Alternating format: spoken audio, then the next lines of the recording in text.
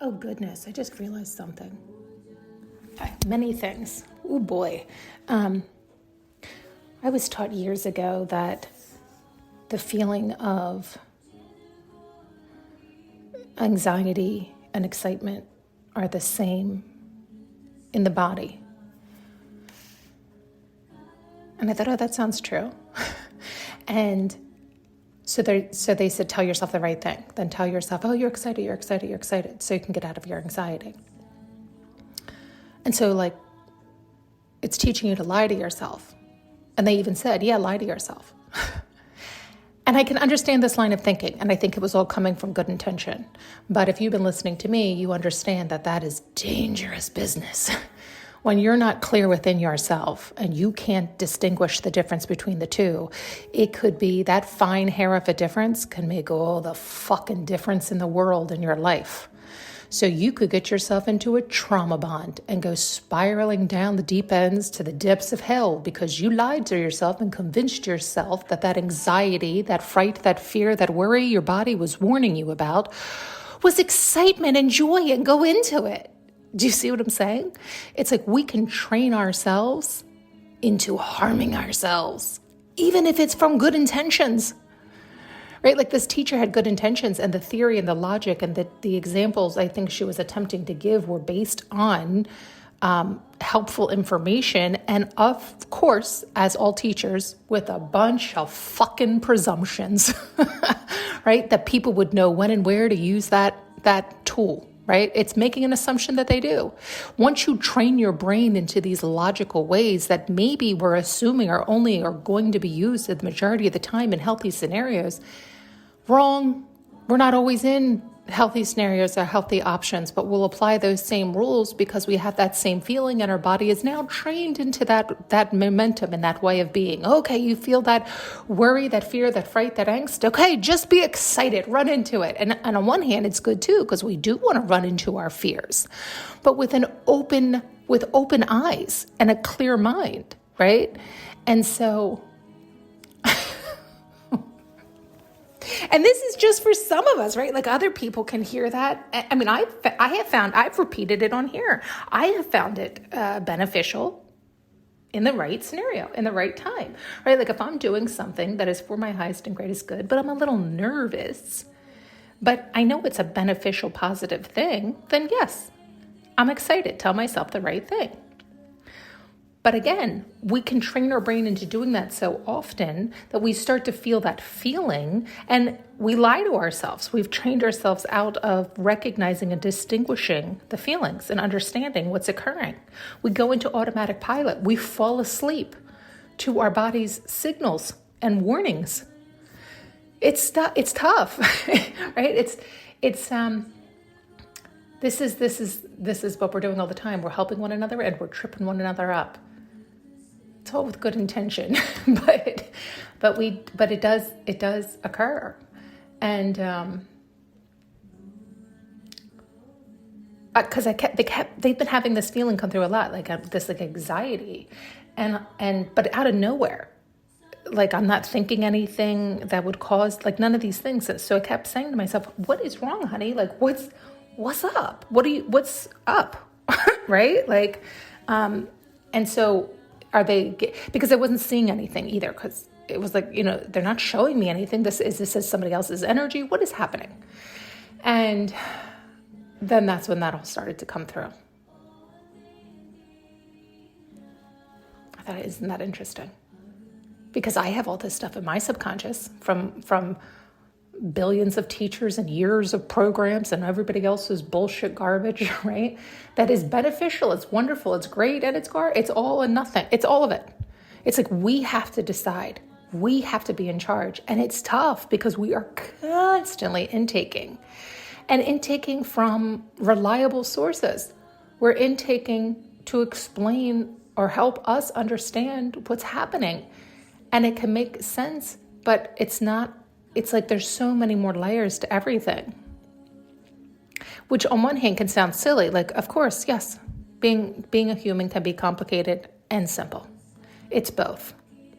And we tend to like both because we get bold when it's too simple, And we get agitated when it's too complicated or dramatic, right? This is the balance we always have to come into. But I thought that was really interesting because I feel like I've learned it from a few teachers, and then I really had it embedded with one teacher, and I really liked it. I mean, I really do find it beneficial. Again, in the right time and space and place, but you have to be consciously aware. Not, in other words, some of us can use it as a go-to tool every time we feel anxious, and it's like, no. There are times where it's really important to recognize you feel anxious for a reason. Don't lie to yourself. Don't force yourself to do something that it's like there's times where you're like, I can't distinguish if this is for my highest or greatest good or not. I can't because I'm so anxious. I'm going into freeze or fight or flight. You see what I'm saying? Like, and so this is when it's like, okay.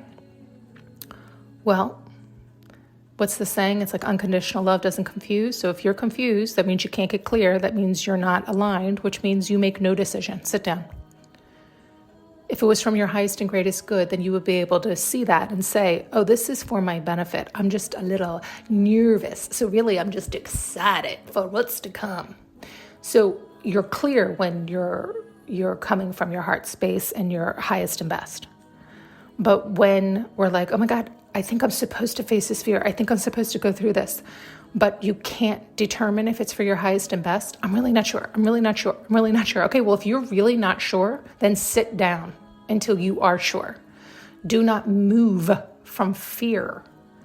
And that's tough because we hear all these other mixed messages, right? We're always hearing that, face your fears and run into them. I agree with that. At the right time and space and place, right? Like all of this stuff is true sometimes and completely false other times. It's having that discernment, that understanding, that ability to slow down in the actual moment itself. I had a teacher one time, I've mentioned her quite a few times, Stacy Martinez. She says, find the space within the moment. And I remember the first time she taught us that, and I remember I was really anxious at that point. I'm thinking, she's out of her goddamn mind. There's no space within that moment for me. And then I think she even proceeded to go on saying, like, I know it's difficult. It's like she could hear my thoughts to find that space within the moment when you're in that space, but you must, and you must practice it more and more. And she's right. And I have found that to be true. And the more and more you do those mindfulness practices and the ability to come to the present moment, the more you're able to tell yourself the truth on what is truly happening right here and right now. So you can calm down. You can get grounded. Grounded means being present. Your head isn't associating or attached to anything in the past, and you're not worried about anything in the future. You're able to see clearly what is truly, truly happening right here and right now. So you can make a different choice if you want a different outcome, or if you're happy with the way things go, you know which way to go. You know how to already repeat the same pattern, but you have to be able to decide from a clear space, a grounded space, meaning a here and the now, present, alive, attention, full focus, conscious decision.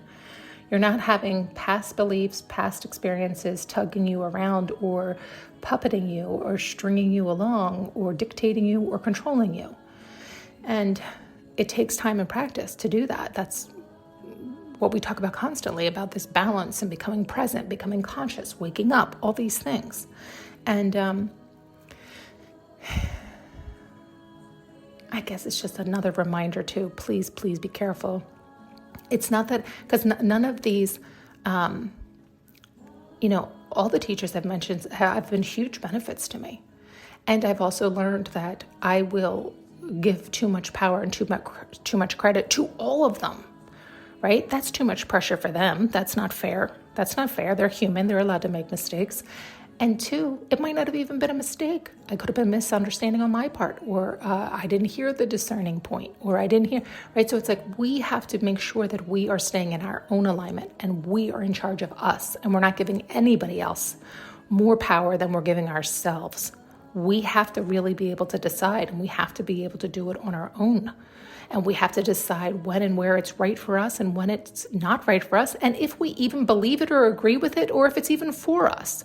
But we have to be able to consciously choose these decisions from our highest and best space so that we have no fear, no strings, no attachments, no expectations, no gets, no outside anything dictating our choices. We're making them truly from unconditional love, truly from our heart space, truly from our highest and best for our highest and best, which is in turn is for everyone's highest and best.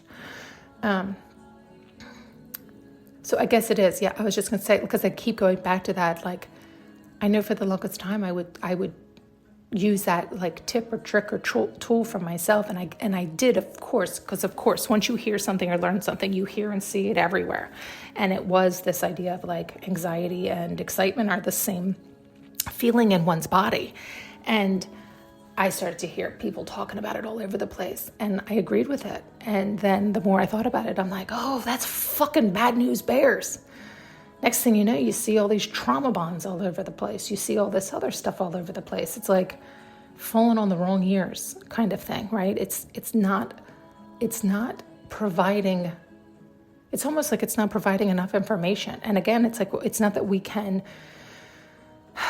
distinguish who's listening when and how they're going to perceive it. It's like you always have to just put out your best, from your highest and best, in hopes that that truth can seep through and satiate people and they can hear the truth underneath it all. And yet, yeah, so they can't seem to let me get off this because it does make me sick in my stomach. So what are you telling me? Because I hold myself too much to the fire. Right. Well, because we are always evolving and changing and growing and understanding and learning and expanding. And so in doing so, we also recognize our own past mistakes. And that's a beautiful thing because they're not really mistakes. They're just your stepping stones, your learning. And yet, as we do so, we also recognize this same idea, how you spill out your now truth, and it can affect so many. And even though it's coming from a good place, so it's wonderful and hopefully it's beneficial, it still can harm others. In other words, we've talked about this before. Yes, truth can hurt a lot of people, even if it's because they're just not ready to hear it or don't want to hear it. But truth can also harm people when they're misinterpreting it. So they're coming with an open heart. They have good intentions. They're excited, but they're misapplying the information, right? They're misunderstanding it, mishinging it, and then misusing it. So again, the same simple example, when people don't have, it's like the gift of discernment, man, that same advice can fuck you up. And then you can get pissed off for getting that advice. And it's like, well, the advice isn't necessarily bad. It's your discernment and your ability to know when to use it was faulty. And so then again, it's still your lesson. It's always our lesson. It's always our lesson. Always, always. Everything is always our own responsibility and ownership for our own sake. It helps us grow. Otherwise, we're stagnant and stuck and giving away our power. So it's only benefiting us for us to take our own ownership, but truly understand it so we can integrate the lesson, the wisdom, so we can up level. In other words, you hear people taking ownership all the time, but they're not truly taking ownership, and that's why they're not up leveling. Because they actually aren't taking the internal ownership. They haven't actually learned it. They're just regurgitating bullshit that they've heard. They know how to, it's like talk the talk kind of thing. Oh, God. Okay, so yeah, my belly still hurts. And so I think they're telling, because we've talked about this. I'm one to take over responsibility. I worry about my own words being misunderstood, which again, I have no control over others' perspectives, perception, understanding, hearing, level, vibration, all these things. And yet it's this over responsibility of wanting to do the best I can and to speak from my heart space and to offer my best, but also knowing I'm human and there's plenty of times where I'm not offering my best. It's the best I have at the time, but it's not my best. Does that make sense? And so holding myself to the fire like that is doing me no good. And ultimately, it does nobody any good when I don't offer myself that loving kindness, which we know, because then ultimately I will snap, right? Or it will overflow. It will, like, it's not addressing the inside truth of it's okay. It's okay. It's okay. There is no such thing as a mistake. This was for you to see that as well, to loosen those reins too. Nobody's holding me to the fire. It's only me. It's fine. You're doing great. It's wonderful. You've stepped so far outside your comfort zone. You've grown so much. It's fantastic. We have to tell ourselves the truth. And that is the truth. I really have grown. I have come a long way. Getting choked up. But at least it's helping release the belly. Yeah, that's what it is. It's like showing that example. Like we have to be kind to ourselves and loving to ourselves and love even the little demon inside of you, right? Like love that little anger in my belly who was angry and upset and hurt and worried and scared that I hurt it. And it's like, it's okay. It is okay, right? It's like hug that little demon and tell it, it's okay. It is okay. It's okay. And you're not a demon, right? It's okay. You just, you're holding yourself to some ideal that is silly. We'd be dead, It is what it is. It's okay. We just keep doing better, right? What's the saying? We're all doing the best we can with what we got from where we're at the time. And that's the whole point of growing and learning and maturing, right? When you know better, you do better.